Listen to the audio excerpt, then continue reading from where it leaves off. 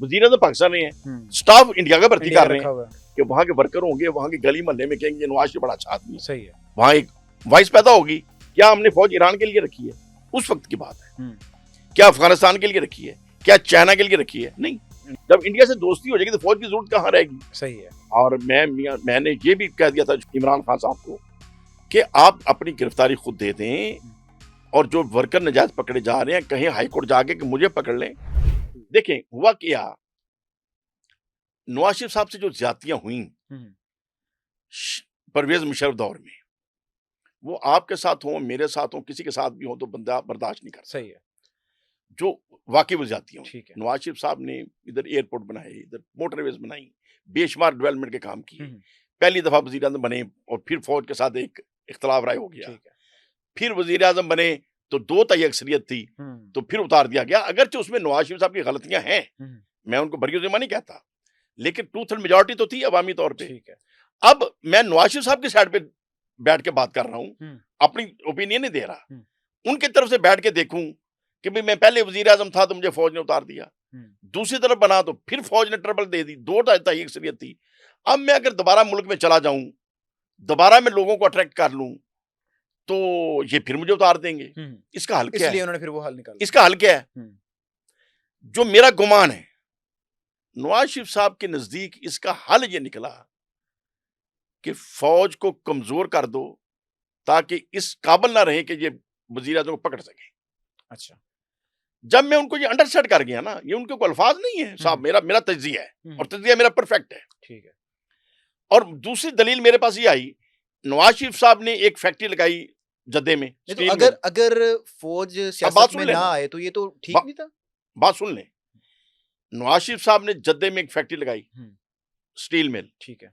मुझे पता चला, चूंकि मैं आता जाता रहता था इनके मिलने, जब भी उमर शरीफ में जाता था जरूर मिलता था, कैप्टन सफदर साहब से भी, नवाज शरीफ साहब से, शहबाज शरीफ साहब से, और इनके जो वर्कर शर्कर वो भी प्यार मोहब्बत से मिलते थे।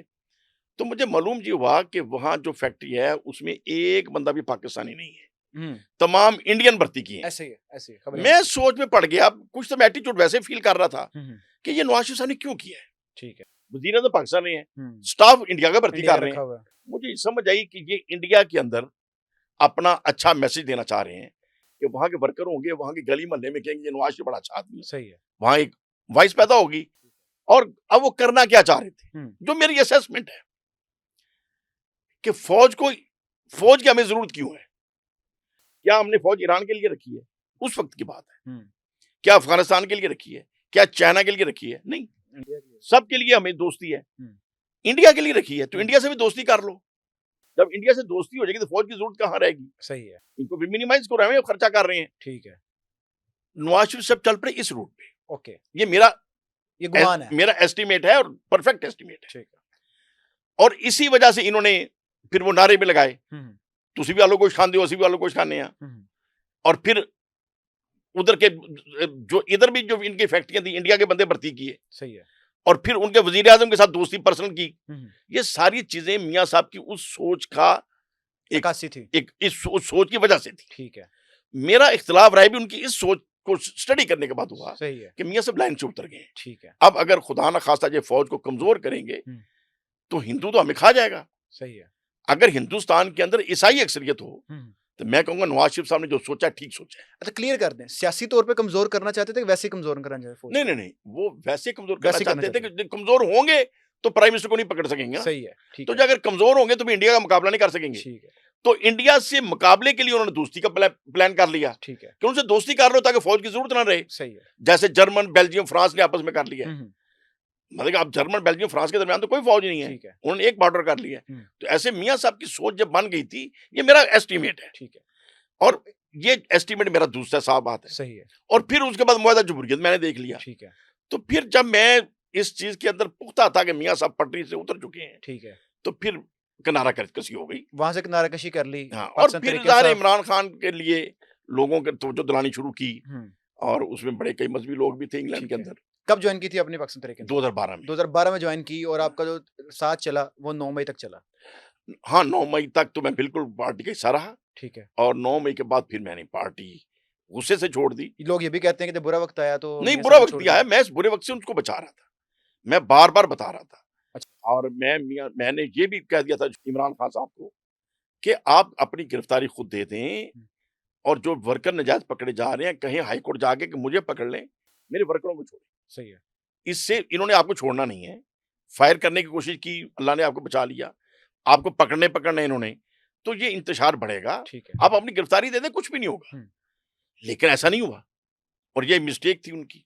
गिरफ्तारी दे देते तो दे जैसे देते अभी तो जेल के सुकून अंदर हो है, जाता। अभी जेल के अंदर है, बाहर वो नहीं आ रहे, केसेस गिरफ्तारी हैं। उस वक्त गिरफ्तारी देते तो ये हालात ना होते।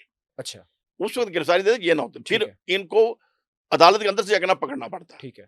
अच्छा, फिर जब इन्होंने मेला लगा दिया उधर नहर के ऊपर, ठीक है। और बिल्कुल यूं जैसे एक मेले का समय, खैमे लगे होते थे और दिन रात पकौड़े चल रहे हैं उधर, तो उस वक्त फिर मैंने मशवरा दिया पार्टी में भी और प्रेस में भी कि अगर मेरे एक मशवरे पे अमल नहीं किया गिरफ्तारी देने वाला, तो हुकूमत जब इस वक्त आपको पकड़ना चाह रही है तो दे दें, लेकिन फिर कम से कम आप या तो मुल्ला उमर की तरह छुप जाएं, ठीक है। किसी को पता ही ना हो कब कहाँ है, ठीक है। ये मेला ना लगाएं, सही है। रूपोश हो जाए, या इमाम खमीनी की तरह मुल्क छोड़ दें। ठीक है। मुल्क छोड़ना भी, हिजरत करना भी सुन्नत है, ठीक है। कोई कमजोरी नहीं होती, हम्म। हिकमत होती है। परवेज अली साहब कहने लगे कि ये आप कैसी बात करते हैं, खान साहब मुल्क छोड़ देंगे तो तहरीक कौन चलाएगा? मैंने कहा आप चलाएंगे, शाम कराची साहब चलाएंगे, ले साढ़े को तहरीक पे चल दी है। मैं कही खान ही मरवाना है सिर्फ। तो बहरहाल जब मेरी ये बात नहीं मानी गई, और जो चीज मुझे नजर आ रही थी जो हो जाएगा वो हो गया, ठीक है, कि इनको जिस तरीके से पकड़ा गया, फिर 9 मई का जो प्लान बनाया गया वो सारा था खान को पकड़ने के लिए। ठीक है। तो खान से पहले 9 पकड़े मई का जाते प्लान सारा कुछ ना बनाया होता। तो मुझे फिर एक साबत गुस्सा था कि यार इतनी भी आपको दानिश नहीं है, एक चीज को आप फोरकास्ट नहीं कर सकते, ठीक है, तो फिर आपके इस फड्डे के साथ मैं नहीं चल सकता। सही है। 9 मई का प्लान बनाया गया।